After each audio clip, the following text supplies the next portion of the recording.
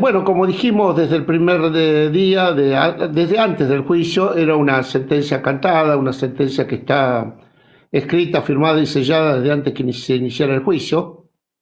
Eh, es algo que no venimos viendo solo de ahora, lo vemos desde hace ya 4, 5, 6, 10 años. La justicia federal es prácticamente la punta de lanza de proyectos, de proyectos de dominación económica, de dominación política, etcétera. Entonces, por más que a veces los jueces tengan una posibilidad, aunque sea chiquita, de resolver esto por las vías pacíficas, no lo hacen. Efectivamente, como vos bien dijiste, este es un conflicto que se inicia en el 2017 y tiene dos causas. La causa madre, que es la que acabamos de ir a juicio, y la causa trucha, que le decimos que es una causa igual, que se inició durante el gobierno de Alberto Fernández, cuando militariza la zona Aníbal Fernández, forma un comando conjunto y vuelven a arrasar Huincul, y esta vez tienen a las Mien y a los Penin unos 8 meses presos. Esa causa todavía no se ventiló. Entonces, la situación es bastante simple de analizar. Los jueces federales, acá y en todo el país, y yo creo que los jueces de las provincias también, cada vez más, responden a los altos intereses económicos, a las extractivistas, en el caso de los jueces federales de la Patagonia y los tribunales superiores, responden también a los grandes latifundistas, y entonces no, imponen lo que la gremial de abogados y muchos colectivos de abogados de nuestra América llamamos el derecho penal del enemigo. El derecho penal del enemigo, para nosotros y para muchos colectivos nuestros en nuestra América, es una especie de traje a medida procesal penal que se aplica a una persona o a un grupo determinado. Puede ser un chico pobre de un barrio pobre, se aplicó en Guernica, por ejemplo, donde nosotros también defendimos la toma de Guernica, y se aplica al que llaman ellos el terrorista mapuche, que puede ser el terrorista mapuche o la propia gremial de abogados compuesta también por terroristas. Y entonces, una vez que determinan eso, no hay Cristo que pueda resolver esta cuestión, porque ahí no hay pactos internacionales, no hay constitución nacional, no hay garantías procesales, no hay nada. Ya la sentencia está, no hay respeto a la, digamos, a la cosmovisión de un pueblo originario. Nosotros no solo lo vemos acá, lo vimos en los últimos años en el norte, con los con los huichi, en el Chaco salteño, en el Chaco chaqueño, en fin. Es algo que, por más que nosotros, la gremial de abogados y otras organizaciones, exhortemos a que esto se resuelva en mesa de negociación, en mesa de gestión, mesa de conciliación, no se hace. Directamente se aplica el Código Penal, ¿no? Y el Código Penal es un código de violencia. Obviamente, cuando uno a un conflicto territorial le aplica la fuerza, en vez de aplicarle la negociación, bueno, lo que pasa en gran medida en Palestina o pasó en el País Vasco o en Kurdistán, pasa en menor medida acá, ¿no? Entonces ahora los niños de estas Lamien o los nietos seguirán la pelea, no hay otra. Pero Eduardo, a ver, para entenderlo, ¿no? O sea, se entiende, pero quiero que lo expliques para el común de la gente. Porque estamos hablando de que están sentenciando a 2 años a personas por lesiones leves, bueno, lo que dice toda la sentencia, ¿no? Pero en ese mismo momento hubo una represión de la prefectura y mató a un chico por la espalda, a Rafael Nahuel, y no pasa nada con eso. O sea, ¿nos explicás con esto de los intereses que vos estás planteando de que ya estaba editada la sentencia? ¿Cómo no puede pasar nada con ese asesinato? Sí, no solo mató a un chico por la espalda, sino que a los dos que estaban al lado de él, Gonzalo Coña y Joana Coloán, que era su prima, más jóvenes que él todavía, recibieron heridas por la espalda, zafaron de casualidad. O sea, Joana Coloán le atravesó una bala el hombro y ahora está condenada a 2 años y medio, porque además no solo la condenan por usurpación, sino que la condenan por atentado a la autoridad por haber estado al lado de Rafita Nahuel.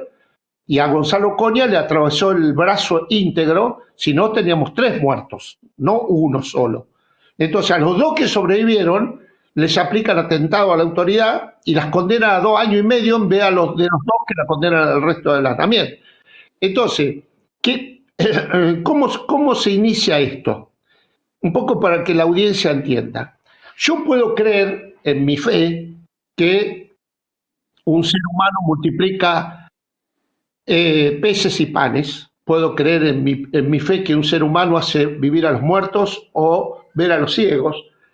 Puedo creer que la Virgen María se empaca camino al norte con sus bueyes, sus burros, y no quiere seguir y por lo tanto baja y ahí hay que ofrendarle y construir la Basílica de Luján. Yo todo eso puedo creer, pero la cosmovisión mapuche no. El que tiene una cosmovisión igual o parecida, pero desde la cosmovisión de pueblos originarios que están 1000 años antes con nosotros, esos son usurpadores, son terroristas, o sea, a esos no les creo. Si ustedes ven, y le pido a la audiencia que lea el comunicado de ayer del Ministerio o las declaraciones de la propia Patricia Bullrich, pero básicamente el Ministerio de Justicia, ¿no? Pseudos mapuches delincuentes. Bueno, claro, con ese concepto y con esa frase seguimos peleando todos, seguiremos peleando. O sea, lo que ha habido ahí es una cosmovisión, para que entienda también la audiencia, cuando vinieron los ejércitos de Roca, a veces con los loncos y los caciques negociaban, pero a las machis las mataron a todas. Entonces hacía más de 100 años que no se alzaba una machi, cosa que sí pasó en Chile. La machi es la máxima autoridad espiritual del pueblo mapuche. Por primera vez en más de 100 años se alza una machi, pero no es porque aparece una niñita y dice yo soy machi. Vinieron un montón de machis de Chile, y ahí en ese lugar es donde los ejércitos opresores, los ejércitos que produjeron uno de los genocidios más grandes en el sur de nuestro país, mataron a las últimas machis. Entonces se erige una machi, y no hay machi sin regu, el regu es el sitio sagrado. ¿Saben de cuánto estamos hablando, queridos compañeros de la audiencia? De 7 hectáreas, 7. Imagínense lo que tiene Lewis, lo que tienen los Emiratos Árabes, el Emir de Qatar, lo que tiene Benetton, 7 hectáreas, 7 hectáreas, ese es el territorio sagrado. Ahí es donde enterraron a las últimas machis, ahí ese es el territorio sagrado. De 7 hectáreas que implicó un muerto, que implicó heridos, que implicó un nivel altísimo de represión, 7 hectáreas. Si uno se para con la espalda al lago Mascardi, mira para arriba, estamos hablando de 200 metros para acá, 200 para acá, 200 para arriba. Sin embargo, a Rafita Nahuel lo mataron 800 metros arriba. O sea, salieron muy lejos del territorio en disputa y fueron a cazar mapuches.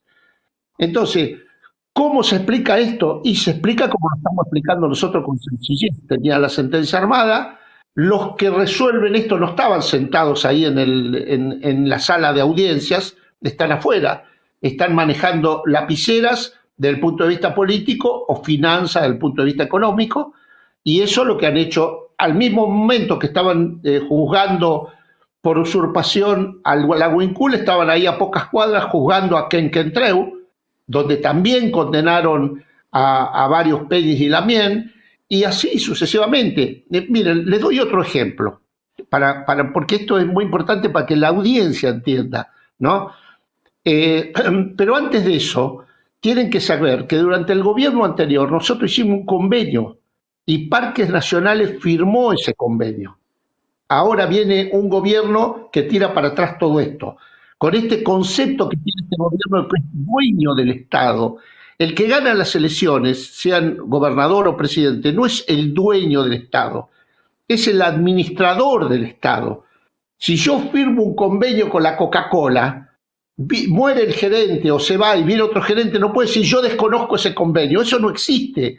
Tiene que ver con la seguridad jurídica que ellos tanto quieren, con la fe de los contratos de la que ellos tanto hablan.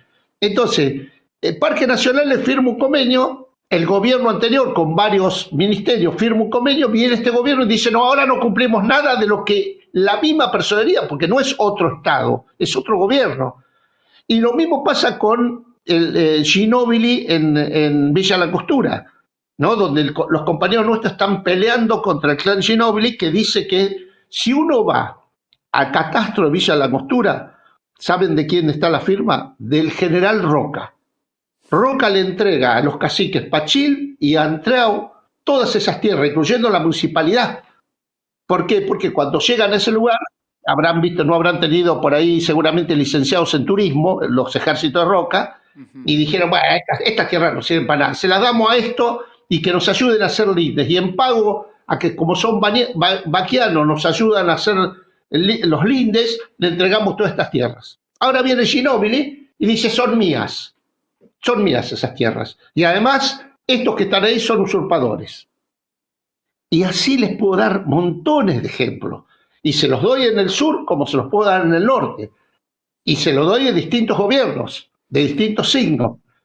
Así son las cosas. Entonces, Eduardo, por esto último que me venís contando, ¿vos creés que hay un interés por parte del gobierno actual de que esto suceda así, de esta manera, como está sucediendo? No solo hay un interés, sino hay una direccionalidad a la justicia federal, a todos los niveles, a los jueces, a la Cámara de Casación, a la Corte y a la Corte Suprema. Por eso nosotros vamos a ir escalando la vía recursiva y cuando terminemos en la Corte Suprema y en la Cámara de Casación, que va a convalidar lo que dice un juez, porque responden a los mismos intereses, tendremos que sacar esta causa del sistema argentino y llevarlo al sistema interamericano o al sistema universal. Tampoco tenemos mucha garantía, pero un poco más que acá seguro. ¿Vos decís que en las próximas instancias va a tener el mismo resultado? Sí, eso es lo que digo, sí. Bien. Sí. Ahora, para finalizar, bueno, quisiera preguntarte de cómo está la comunidad, que nos cuentes un poco después de todo esto, ¿no? Y está muy golpeada, pero no por la, igual que nosotros, no por la condena, porque se bancan 2 años, se bancarán 4 y 8, como cualquiera de nosotros, sobre todo los más viejos, la gremial de abogados. Hemos estado años presos durante la dictadura, tenemos compañeros que han estado en campos de concentración, desaparecidos, o sea, y además tenemos 130 abogados y abogadas de nuestra propia organización, la gremial de abogados, muertos o desaparecidos durante la dictadura, así que a nosotros no nos hace mella hacer como nos hicieron ahora un juicio. Los fiscales y los racistas de Bariloche entraban como Pancho por su casa, dentro del escuadrón de gendarmería. A los abogados de la gremial nos sometieron a 3 controles y a 3 revisaciones para entrar a la sala de juicio, que era el casino de oficiales de la gendarmería. 200 gendarmes rodeaban todo eso. En esas circunstancias se dio el juicio.